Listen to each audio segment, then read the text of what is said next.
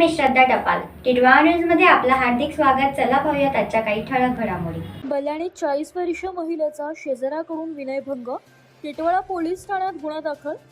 कल्याण तालुका police स्टेशनच्या हद्दीतील बल्याणी येथील बिनवाशी चाळ परिसरात राहणाऱ्या एका 40 वर्षीय विवाहित महिलेचा विनयभंग झाल्याची धक्कादायक घटना उघडकीस आली आहे. या प्रकरणी शेजारी राहणाऱ्या वकील विश्वकर्मा यांच्या विरोधात तक्रार दाखल करण्यात आली असून पोलिसांनी पुढील तपास सुरू केलाय. याबाबतचे सविस्तर वृत्त असं की फिर्यादी महिला आपल्या कुटुंबियांसह बिनवाशी चाळ येथे वास्तव्यास आहे. त्यात 13 मे 2024 रोजी सकाळी आपल्या मैत्रिणी यांच्यासोबत नेहमीप्रमाणे जॉगिंगसाठी माता मंदिर रोडकडे जात होत्या.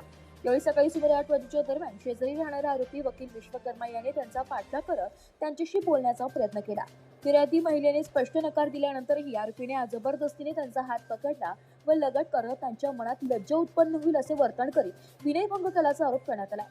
या घटनेमुळे परिसरात खळबळ माजली असून महिलेच्या तक्रारीवरून आरोपी विरोधात गुन्हा दाखल करण्यात आला.